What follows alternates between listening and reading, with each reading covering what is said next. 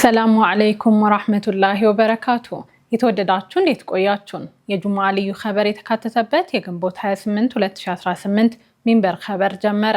ፋይዛ መሐመድ ሚንበር ኸበርን እየመራው ከናንተ ከተመልካቾች ጋር ቆያለሁ። እስከ ፍጻሜው አብራችሁን እንድትዘልቁ በአክብሮት እየጋበዝኩ ለዕለቱ ከያዝናቸው ጉዳዮች መካከል አበይቱን አስቀድማለሁ። በካናዳ የሚገኝ የሙስሊሞች መብት ተሟጋች ድርጅት ሙስሊም ጠልነትን ለመከላከል መመሪያ አዘጋጀ። በፈረንሳይ በሙስሊሞች ላይ የሚፈጸሙ ጥቃቶች በከፍተኛ ሁኔታ መጨመራቸውን ሪፖርት አመለከተ። በሱዳን ዩኒቨርሲቲዎች እስከ ሐምሌ ወር መገባደጃ ድረስ ወደ ስራ እንዲገቡ ቀነ ገደብ ተቀመጠ። የሚሉት የሚንበር ኸበር አበይት ጉዳዮች ናቸው። አብራችሁን እንድትቆዩ በድጋሚ እየጋበዝን ወደ ቀዳሚው ኸበር አልፋለሁ። በፈረንሳይ በሙስሊሞች ላይ የሚፈጸሙ ጥቃቶች በከፍተኛ ሁኔታ መጨመራቸውን ሪፖርት አመለከተ። አሚናት መሐመድ ያዘጋጀችውን መሐመድ ንጉስ አብዶ ያቀርበዋል። በፈረንሳይ በሙስሊሙ ማህበረሰብ ላይ የሚሰነዘሩ ጥቃቶች በአንድ ዓመት ውስጥ ብቻ በ88 በመቶ መጨመሩን የሀገሪቱ የውስጥ ጉዳይ ሚኒስቴር ያወጣው አዲስ ይፋዊ ሪፖርት አመልክቷል። ይህም በፈረንሳይ የሚገኙ ሙስሊም ማህበረሰቦችና የክትትል ድርጅቶች ስለ እስልምና ጥላቻ መባባስ ለዓመታት ሲያሰሙት የነበረው ስጋት የሚያረጋግጥ ሆኗል። እንደ አውሮፓውያን አቆጣጠር ከ2010 እስከ 2025 ያሉትን የሃይማኖት ተቋማትና ተከታዮቻቸው ላይ ያነጣጠሩ ጥቃቶችን የመረመረው ሪፖርቱ የጸረ ሙስሊም ጥቃቶች በ2024 ተመዝግቦ ከነበረው 173 ተንተርሰው በ2025 ወደ 326 ከፍ ማለታቸውን አሳይቷል። ይህም የእስልምና ጥላቻ በፈረንሳይ ቀጣይነት ያለው ብቻ ሳይሆን በከፍተኛ ሁኔታም እየተፋጠነ ያለበትን ደረጃ ያመላከተ ነው። በሪፖርቱ እንደተገለጸው ከሆነ ጥቃቶቹ ከንብረት ውድመት ይልቅ በቀጥታ በሰዎች ላይ ያነጣጠሩ ነበሩ። በሀገሪቱ የውስጥ ጉዳይ ሪፖርት የተመዘገበው ቁጥር በሙስሊም ግለሰቦች ላይ የሚፈጸሙ አካላዊ ጥቃቶች፣ ዛቻዎችና ማስፈራሪያዎች በ151 በመቶ ጭማሪ የታየበት ነው። በሪፖርቱ የተጠቀሰው ሌላኛው ጉዳይ በሙስሊሞች ላይ የሚሰነዘሩ የማስፈራሪያና ዛቻ አዘል ንግግሮች እንዲሁም የጥላቻ ምልክቶች በ3 እጥፍ ወይም በ210 በመቶ መጨመራቸው ነው። በ2025 158 ክስተቶች የተመዘገቡ ሲሆን ከቃል ስድብና ማስፈራራት በተጨማሪ አዋራጭ ድርጊቶች መኖራቸውም ተጠቅሷል። ሪፖርቱ ያካተተው ሌላኛው ግኝት ደግሞ የአሳማ አስከሬንና ስጋዎችን ሆን ብሎ በመስጂዶች፣ በሰላት ክፍሎችና ሙስሊሞች በሚገኙባቸው ስፍራዎች ላይ የመጣል ድርጊት ነው። ይህም በ2024 ከነበረው ጋር ሲነጻጸር በ317 በመቶ መጨመሩ ተመላክቷል። የፈረንሳይ የሀገር ውስጥ ጉዳይ ሚኒስቴር እንዳለው ሪፖርቱ በሀገሪቱ ያለውን የችግሩን እውነተኛ ስፋት በሙሉ አያንጸባርቅም። በርካታ የጥቃቱ ሰለባዎች መብታቸውን ለማስከበር ወደ ሕግ እንደማይሄዱና መደበኛ ቤቱታ እንደማያስገቡም ሚኒስቴሩ ገልጿል። ያም ሆኖ በሪፖርቱ ላይ የታየው የጥቃቶቹ በከፍተኛ ደረጃ መጨመር ካድሎና ከጸረ ሙስሊም ጥቃቶች መካከል ማህበር ጋር በ2025 አዲስ የክትትልና የሪፖርት ማድረጊያ ዘዴዎችን በመዘርጋቱ እንደሆነ ተገልጿል። የፈረንሳይ የውስጥ ጉዳይ ሚኒስትር ሎረን ኑኔዝ በሃይማኖት ላይ ያነጣጠሩ ጥቃቶችን መዋጋት የመንግስት ዋነኛ ቅድሚያ የሚሰጠው ተግባር መሆኑን ገልጸዋል። ይሁን እንጂ የፈረንሳይ መንግስት በትምህርት ቤቶችና በስፖርት ማዘውተሪያዎች ሂጃብ የሚከለክሉ ህጎችን ማውጣቱና የሙስሊሙን ማህበረሰብ ስብስቦችን የሚገድቡ አቋሞችን ማራመዱ ትልቅ ተቃርኖ የሚፈጥር መሆኑንም ሙስሊም ኔትወርክ ቲቪ ዘግቧል። ፈረንሳይ ምዕራብ አውሮፓ ትልቁን የሙስሊም ማህበረሰብ የምታስተናግድ ሀገር ናት።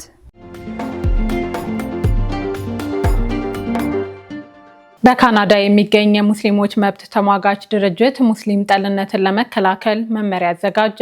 በካናዳ ትልቁ የሙስሊሞች መብት ተሟጋች የሆነው ዘ ካናዲያን ሙስሊምስ ፐብሊክ አፌርስ ካውንስል በሀገሪቱ እየተባባሰ የመጣውን የጥላቻ ንግግርና ሙስሊም ጠልነትን ለመዋጋት የሚያግዝ አዲስ መመሪያ ይፋ አድርጓል።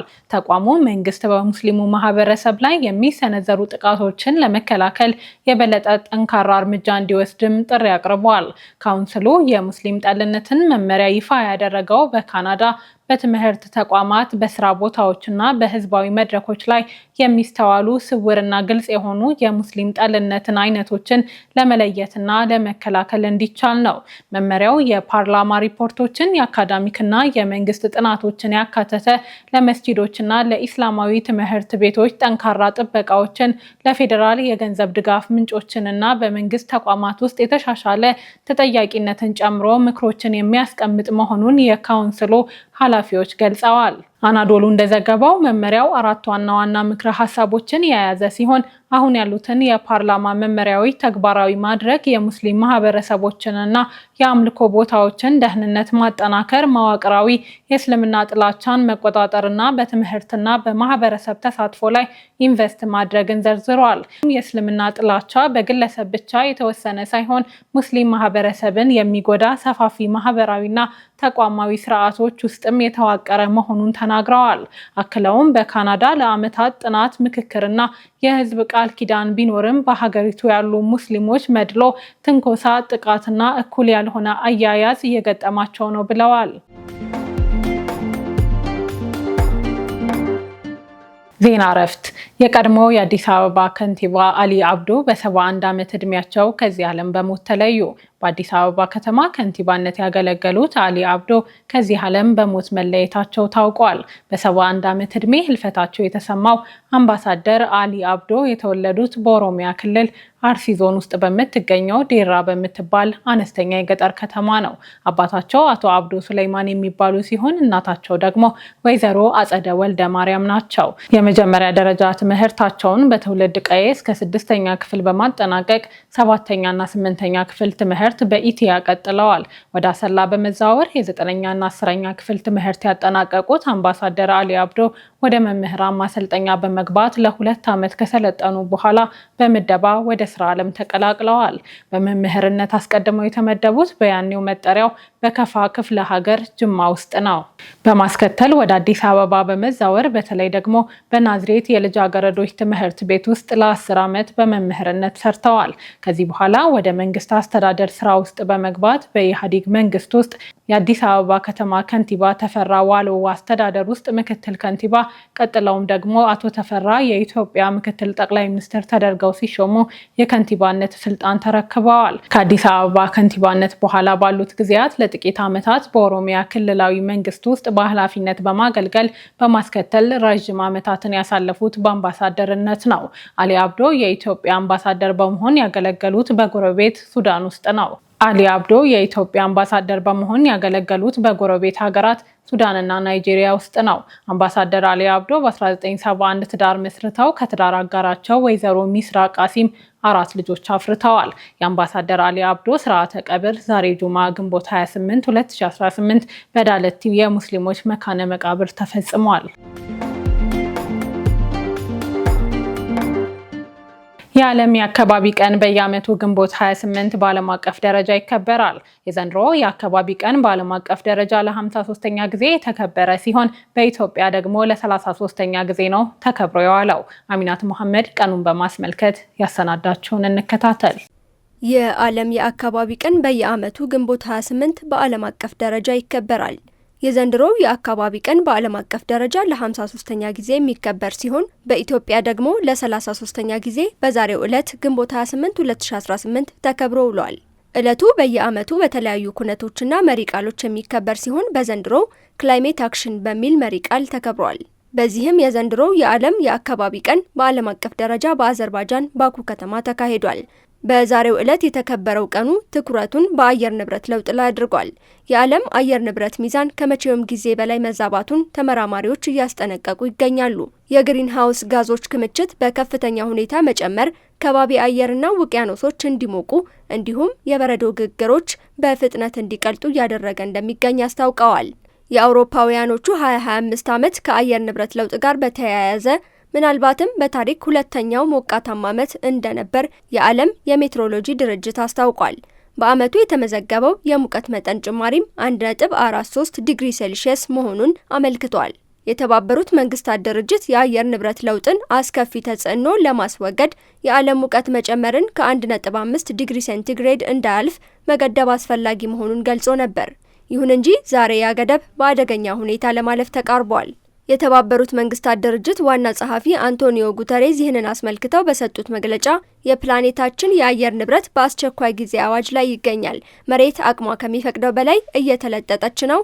እያንዳንዱ የአየር ንብረት አመልካች ቀይ መብራት እያበራ ነው ብለዋል። በአየር ንብረት ለውጥና በመሬት መራቆት ምክንያት የድርቅ አደጋ በዓለም ዙሪያ በከፍተኛ ፍጥነትና አስከፊ በሆነ ሁኔታ እየተስፋፋ መሆኑን ደግሞ የተባበሩት መንግስታት ድርጅት በረሃማነትን ለመዋጋት የወጣው ስምምነት አስጠንቅቋል። ተቋሙ እንደገለጸው ድርቅ በአሁኑ ጊዜ ድምፅ አልባና ስውር የሆነ ዓለም አቀፋዊ ስጋት እየሆነ መጥቷል። ድርጅቱ በሚያዝያ ወር ባወጣው መረጃ እንደ አውሮፓ አቆጣጠር በዓለም ዙሪያ ከ4 ሰዎች 3ቱ ለድርቅ ተጋላጭ እንደሚሆኑ ትንበያውን አስቀምጧል። እንደ አውሮፓ አቆጣጠር እስከ 2017 ባሉት 10 ዓመታት ውስጥ 1.5 ቢሊዮን ሰዎች በድርቅ የተጎዱ ሲሆን 125 ቢሊዮን ዶላር ደግሞ በዓለም አቀፍ ደረጃ ወጪ እንዳስወጣ ዩኤንኤስሲዲ አስታውቋል። ይሁን እንጂ የአየር ንብረት ለውጥ እየጨመረ በመምጣቱ በ2050 ከአጠቃላይ የዓለም ሕዝብ 3/4ኛው የድርቅ ተጎጂ እንደሚሆኑ ድርጅቱ ትንበያውን አስቀምጧል። ከጉዳዩ ጋር በተያያዘ ኢትዮጵያም በዓለም አቀፍ ደረጃ የሙቀት አማቂ ጋዝ ልቀት የምታበረክተው አስተዋጽኦ ከ0.5 በመቶ በታች ቢሆንም በአየር ንብረት ለውጥ ሳቢያ ለሚከሰቱ ተደጋጋሚ ድርቅ፣ ጎርፍ፣ የመሬት መንሸራተት፣ የደን መመናመንና የመሬት መራቆት በእጅጉ ተጋላጭ መሆኗን የኢትዮጵያ የአካባቢ ጥበቃ ባለስልጣን በዛሬው ዕለት የተከበረውን የአካባቢ ቀን አስመልክቶ ባወጣው መግለጫ አስታውቋል። የዓለም ባንክ ከዚሁ ጋር በተያያዘ የሀገራት የአየር ንብረትና ልማት ሪፖርት በሚል በ2024 ባወጣው ሪፖርት በኢትዮጵያ በጠቅላላ የሀገር ውስጥ ምርት ወይም ጂዲፒ ላይ የሚደርሰው ዓመታዊ አማካኝ ኪሳራ ከጠቅላላ የሀገር ውስጥ ምርት ጂዲፒ ከ1 እስከ 1.5 በመቶ እንደሚሆንና በ2040 ወደ 5 በመቶ እንደሚያድግ አስታውቋል። ይህም በሚሊዮን የሚቆጠሩ ኢትዮጵያውያንን ወደ ድህነት ሊገፋ እንደሚችል ድርጅቱ አስጠንቅቋል። በሌላ በኩል የዓለም የምግብ ፕሮግራም ባወጣው ሪፖርት በኢትዮጵያ እንደ አውሮፓ አቆጣጠር እስከ ሚያዝያ 2025 ድረስ ከ10 ሚሊዮን በላይ ዜጎች ለረሃብና የተመጣጠነ ምግብ እጥረት መጋለጣቸውን አስፍረዋል። በሀገራችን ለ33ኛ ጊዜ በተለያዩ መርሃ ግብሮች የተከበረው የአካባቢ ቀን የኢትዮጵያ የአየር ንብረት ሁኔታና የቀኑን መከበር አስፈላጊነትን ያሳያል። የአካባቢ ጥበቃ ባለስልጣኑ በኢትዮጵያ በዝናብ ጥገኛ በሆነው ግብርና፣ በምግብ ዋስትና፣ በውሃ ሀብትና በገጠሩ ማህበረሰብ የኑሮ ሁኔታ ላይ ቀጥተኛ ስጋት መደቀኑን አስታውቋል። በመሆኑም ለአየር ንብረት እርምጃ ለመውሰድ ዓለም አቀፍ ጥሪ በቀረበበት በዚህ ቀን ኢትዮጵያም የራሷን የአየር ንብረት ለውጥ ምላሽ በተለያዩ ጉዳዮች ላይ በማተኮር እየሰራች ትገኛለች። ከነዚህም ውስጥ የአረንጓዴ አሻራ መርሃ ግብርና ወደ አረንጓዴ ኃይል የምታደርገው ሽግግር ዋነኞቹ ናቸው። የአካባቢ ቀን እንደ አውሮፓ አቆጣጠር በ1972 በተባበሩት መንግስታት ጠቅላላ ጉባኤ የተቋቋመው በስቶክሆልም ነው። በሱዳን ዩኒቨርሲቲዎች እስከ ሐምሌ ወር መገባደጃ ድረስ ወደ ስራ እንዲገቡ ቀነ ገደብ ተቀመጠ። የሱዳን የከፍተኛ ትምህርትና ሳይንሳዊ ምርምር ሚኒስቴር ሁሉም ዩኒቨርሲቲዎችና የከፍተኛ ትምህርት ተቋማት እስከ ሐምሌ ወር ድረስ ወደ ስራ እንዲመለሱ ትዕዛዝ አስተላልፏል። ሚኒስቴሩ ትዕዛዙን የማያከብሩ ተቋማት በመጪው የትምህርት ዘመን አዲስ ተማሪዎችን እንዳይቀበሉ እገዳ እንደሚጣልባቸው አስጠንቅቋል። የከፍተኛ ትምህርት ሚኒስትሩ አህመድ መዳዊ ሙሳ ባስተላለፉት ውሳኔ መሰረት ከሱዳን ውጪም ሆነ በአገር ውስጥ ባሉ የስደተኞች የመፈናቀያ አካባቢዎች የሚገኙትን ጨምሮ ሁሉም የከፍተኛ ትምህርት ሚኒስትሩ አህመድ ሙዳዊ ሙሳ ባስተላለፉት ውሳኔ መሰረት ከሱዳን ውጪም ሆነ በአገር ውስጥ ባሉ የስደተኞች መጠለያ አካባቢዎች የሚገኙትን ጨምሮ ሁሉም የከፍተኛ ትምህርትና የሳይንሳዊ ምርምር ተቋማት ሙሉ አካዳሚያዊና አስተዳደራዊ ተግባራቶቻቸውን እንዲጀምሩ አዘዋል። ይህ ውሳኔ እስከተቀመጠው ቀነ ገደብ ድረስ ሁሉም አማራጭ ወይም ጊዜያዊ ማዕከላትና ከዋናው ግቢ ውጭ ያሉ የስራ ቦታዎች በአስቸኳይ እንዲዘጉ የሚያዝ ነው። ውሳኔው ተግባራዊ የተደረገው አካዳሚያዊና አስተዳደራዊ እንቅስቃሴዎችን ወደ ተፈቀደላቸው ስፍራዎች ለመመለስ ከጠቅላይ ሚኒስትሩ የተላለፉ መመሪያዎችን ተከትሎ ነው። በሱዳን በ2016 ጦርነት ከተቀሰቀሰ በኋላ በርካታ የሀገሪቱ ዩኒቨርሲቲዎች ደህንነታቸው በተጠበቁ ግዛቶች ውስጥ አማራጭ ማዕከላትን በመክፈት በኦንላይን ትምህርት ወይም በውጭ ሀገራት በሚገኙ ቅርንጫፎች አማካኝነት የትምህርት ሂደቱን ቀጥለው ነበር።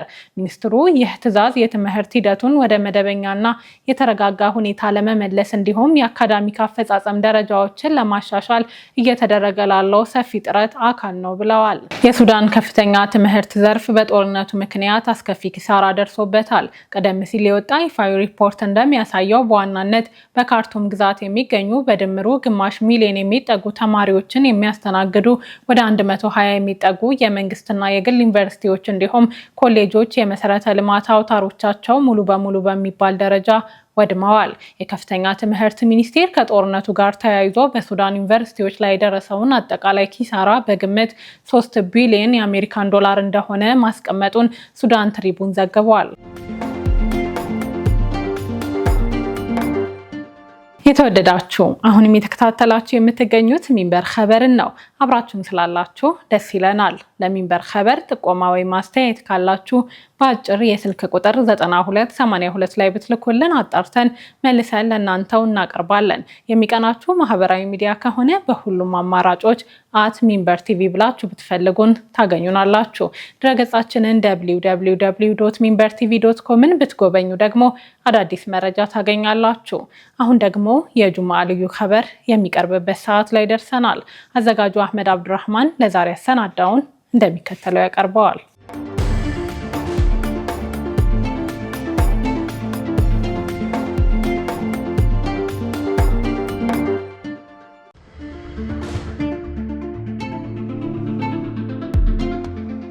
ይህ በቁድስ የሚገኘው የተከበረው ቅዱስ ስፍራ ሐረም አሸሪፍ ነው። የእስልምና ሶስተኛው ቅዱስ ስፍራ የሆነውን መስጂድ አልአክሳንና በ7ኛው ክፍለ ዘመን የተገነባውን የአለት ጉልላት ይዟል። ይህ ጉልላት ነብዩ መሐመድ ሰለላሁ ዐለይሂ ወሰለም ሰማይ ያረጉበት ስፍራ ነው ተብሎ ይታመናል። ነገር ግን እስራኤል መስጂድ አልአክሳ የሚገኝበትን ምስራቅ ቁድስን እንደ አውሮፓውያን አቆጣጠር በ1967 በነበረው የአረብ እስራኤል ጦርነት ወቅት ተቆጣጥረዋለች። በ1980 ደግሞ ዓለም አቀፉ ማህበረሰብ ፈጽሞ ባልተቀበለው ውሳኔ ሙሉ ከተማዋን ወደ ራሷ ግዛት ቀላቅላለች። መስጂድ አልአክሳ ከ1967 ጀምሮ በአደራ የሚተዳደረው በዮርዳኖስ የሐሺማዊው ንጉሳዊ ቤተሰብ ነው። ይህ የሆነው ዮርዳኖስና እስራኤል በቅጽር ግቢ ውስጥ ያሉ ጉዳዮችን የእስላማዊ ወክፍ እንዲያስተዳድር በደረሱበት ስምምነት መሰረት ነው። በእርግጥ የዮርዳኖስ ንጉሳዊ ቤተሰብ በቁድስ በሚገኙ ሙስሊምና ክርስቲያን ቅዱሳን ስፍራዎች ላይ ያለው የባላደራነት ታሪክ የሚጀምረው ፍልስጤም በብሪታንያ ስር በነበረችበት በ1924 ነው። ብሪታንያና ፈረንሳይ በአንደኛው ዓለም ጦርነት ወቅት የኦቶማን ኸሊፋን ካሸነፉ በኋላ አብዛኛውን ከሜዲትራኒያን ባህር በምስራቅ በኩል የሚገኙትን የቅርብ ምስራቅ ሀገራትን የተከፋፈሉ ሲሆን ይህም በ1924 የእስልምናውን ኸሊፋ ስርዓት አፍርሶት ማለፉን የታሪክ አጥኚዎች ይናገራሉ። በ1967 በተደረሰው በዚህ ውል እስራኤል የውጭ ደህንነትን እንድትቆጣጠር ከስምምነት ላይ ተደርሷል። መስጂዱ ሙስሊም ያልሆኑ አካላት በጉብኝት ሰዓታት እንዲገቡ ቢፈቀድላቸውም በውስጡ እንዲጸልዩ ግን አይፈቀድላቸውም። ሰላት የተፈቀደው ለሙስሊሞች ብቻ ነው።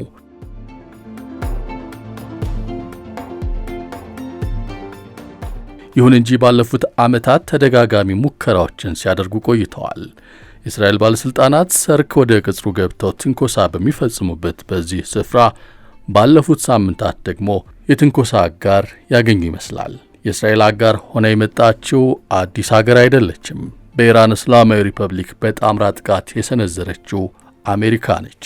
አሁን አሜሪካና እስራኤል እየሰሩት ነው የተባለው ጉዳይ ዮርዳኖስ በቁድስ የሚገኘው ታሪካዊውን መስጂድ አልአክሳ ግቢ የመጠበቅና የማስተዳደር መብቷን ለመንጠቅ የሚደረግ ነው።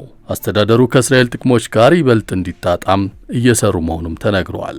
ይፋዊ ባይሆንም አሜሪካ ለዚህ ጉዳይ አስፈጻሚ አድርጋ የሰየመችው በአስተዳደሩ ውስጥ ምንም አይነት የሥራ ድርሻ የሌላቸውን የአሜሪካ ፕሬዝዳንት ዶናልድ ትራምፕ አማች ጃሬድ ኩሽነርን ነው። በእስራኤል የአሜሪካ አምባሳደር ማይክ ማካቢ በሚደገፈው አዲሱ ዕቅድ የመስጂዱ አስተዳዳሪ የዮርዳኖስ እስላማዊ ወክፍ ስልጣን በድንገት እንዲነጠቅ የማድረግ ዕቅድ ተይዟል። በምትኩም በእስራኤል መንግስት በሚቋቋም አዲስ አካል መስጂድ አልአክሳ የብዙ እምነቶች ማዕከል እንዲሆን ይታወጃል። ይህ አዲስ ዝግጅት በሙስሊሞች የተቀደሰው ስፍራ ላይ ለአይሁዶች እኩል ተደራሽነትን የሚፈቅድ ነው። በተጨማሪም እስራኤል በኢማሞች በዳዮችና ከፍተኛ የመስጂዱ ባለሥልጣናት ሹመት ላይ ስልጣን ይኖራታል። በዚህ ብቻ ሳያበቃ በሳምንታዊ ጁማ ኹጥባ ላይ በሚነሱ ርዕሰ ጉዳዮች ላይ እንዲሁ ማረጋገጫ በመስጠት ረገድ ተሳትፎ ታደርጋለች። ባለሥልጣናት ጨምረው እንደገለጹት የትራምፕ አስተዳደር መስጂዱን ወደፊት ምን ሊሆን እንደሚገባም የሚያሳይ ሰነድ አዘጋጅቷል። አስተዳደሩ መስጂዱ የእስልምና መገለጫው እንዲገፈፍና ስፍራው ሦስቱንም አብርሃማዊ ሃይማኖቶች የሚያስተናግድ የቱሪስት መስህብ ሆኖ እንዲቀየርም ፍላጎት አሳድረዋል። የትራምፕ አስተዳደር ሰነድ ላይ እንደሰፈረው የአረብ ሀገራት በአክሳ መስጂድ ግቢ ላይ በፈረቃ የመቆጣጠር ስልጣን ሊሰጣቸው ይችላል። ባህሬን፣ ግብፅ፣ ሞሮኮና የተባበሩት አረብ ኤምሬትስ ስለ አሜሪካ የውሳኔ ሐሳብ ማብራሪያ ተሰጥቷቸዋል። ከአረብና ሙስሊም ሀገሮች መካከል የቀረበውን የውሳኔ ሐሳብ እንደምትቃወም አሳውቃለች የተባለችው ከዮርዳኖስ ጋር ጥልቅ የታሪክና ጠንካራ ጥምረት አላት የምትባለዋ ሳውዲ አረቢያ ብቻ ነች። በእርግጥ ጉዳዩ አሁን ገሃድ ቢወጣም እስራኤል ይህን ሐሳብ መጀመሪያ ለትራምፕ ያቀረበችው ከ10 ዓመታት በፊት ነበር። ከኩሽነር ጋር የተጣመሩት የእስራኤል አምባሳደርም ባለፈው ዓመት የአሜሪካ አምባሳደር ሆነው ከተሾሙ በኋላ ዋሽንግተን እቅዱን እንድታስፈጽም በተደጋጋሚ ጥሪ እያቀረቡ ሰንብተዋል።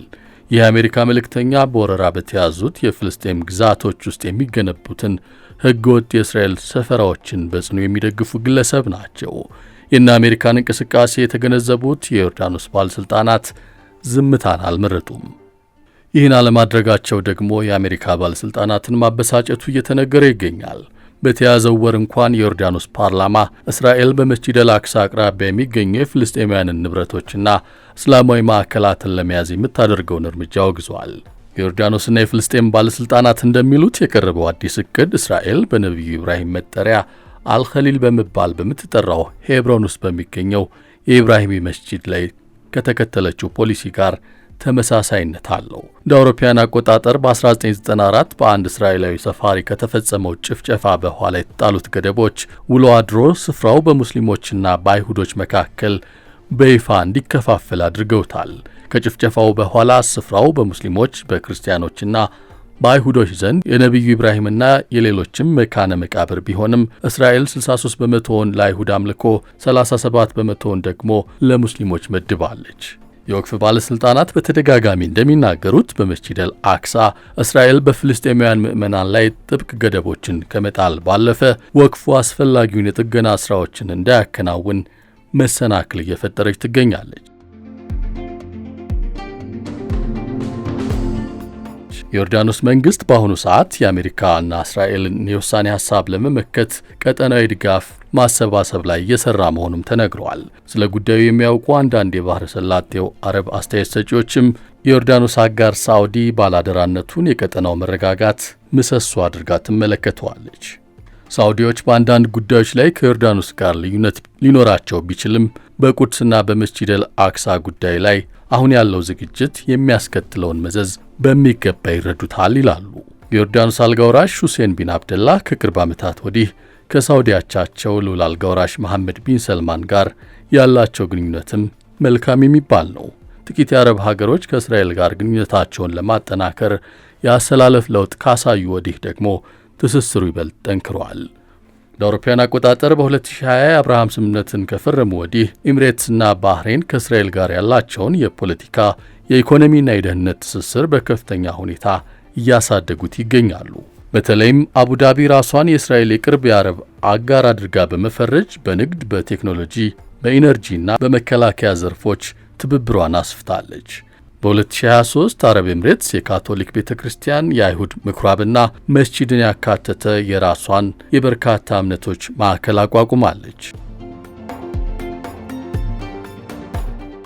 ጉዳዩ በዚህ መልኩ እየተራገበ ባለበት አንድ የአሜሪካ ባለሥልጣን ዋይት ሃውስ ዮርዳኖስን ከባላደራነት ሚናዋ ልታነሳት በንቃት እየሰራች ነው መባሉን ለማስተባበል አልሰነፉም።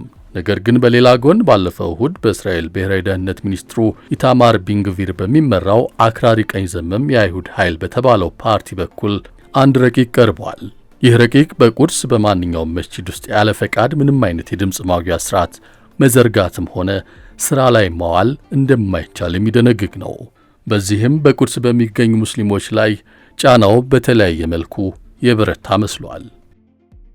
ይህ ጥንቅር የተሰናዳው በዋነኝነት በሚድል ኢስት አይ ዘገባ ላይ በመመስረት ነው።